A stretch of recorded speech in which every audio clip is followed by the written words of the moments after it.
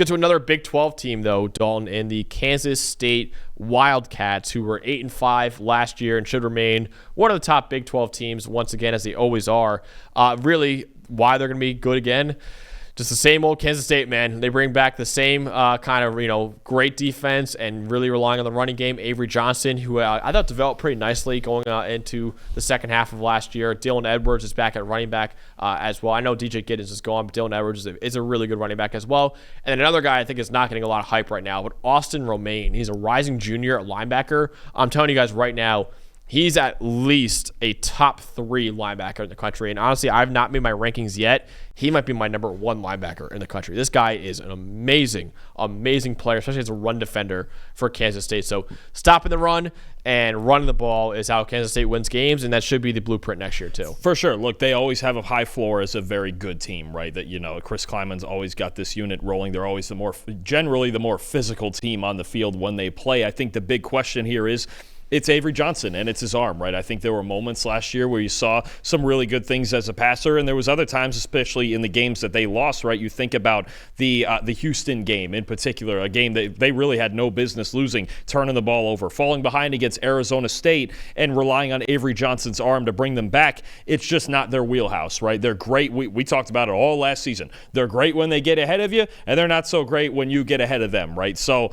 I think Johnson raising the ceiling of this offense, this has to be the year where his arm develops into something at least above average to complement the run game. And I'm talking about outside of play action, right? They need to be able to drop back and throw the football. The defense is going to be fundamentally sound. And the fun part with Kansas State, I think we had kind of a fun time going, okay, who's the other Big 12 team we're going to pick here? Because we could do a whole episode like this on the entire Big 12, because I think for most of them, we could make a case for them to win the conference. I know Arizona State and BYU are kind of ahead of the curve right now, I think, but I even look at a team like Utah with Devin Dampier coming in there. Or you have some other good ones. TCU and Baylor were kind of getting hot down the stretch last season. So, K-State is a team that we know for sure is going to win somewhere in that 8-9 game range.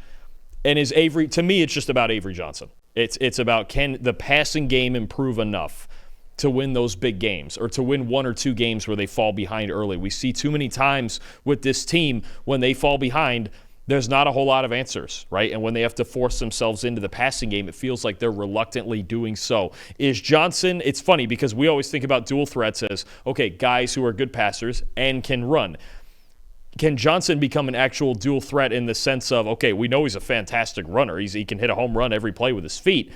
Can he give you enough in the drop back passing game to balance this offense out and really make this team as dangerous as they could be? Yeah, absolutely. Listen, they lose a lot of talent. Obviously, they have a lot of transfers coming in that are going to probably play a big role in their team next year, but they're their model of consistency in the Big 12 in what's a very inconsistent conference. I mean, they've lost 4 games in 3 straight years now. So obviously, losing 4 games in the Big 12 is not going to get you into the college football playoff, but it is a very consistent program. It's just, all right, can you, get to 2 losses maybe and then get into the playoff that way? That's the big number for me. I'm probably going to scream this all season, where you're going to get sick of me hearing about it. Without play action this past year, Avery Johnson's 63.6 passing grade.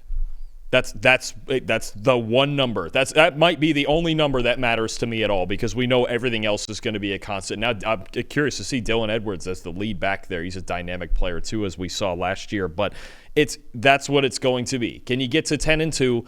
Can you get in the conference title game? And can Avery Johnson win you a big game with his arm, dropping back, throwing the football when adversity hits this team? I think that's the part that makes them so frustrating, is that it's the adversity that they can't punch through that other teams in the Big 12 punched through last year. Absolutely. He still was good overall, obviously with an 81.8 overall grade, but it's going to be interesting to see how he could do in his junior year now, as his second year with the Kansas State Wildcats as their quarterback. So Kansas State, again, very consistent program, and they should be consistent once again next year and probably remain in the mix in the Big 12. Don't know if they make it all the way to the playoff, but we'll see. Hey, thanks for watching another episode of the PFF College Football Show. Please make sure you guys subscribe to the channel. Also, subscribe to PFF Plus at subscribe.pff.com for all of the same data and grades that we use in our show, plus fantasy tools, betting tools, and our mock draft simulator.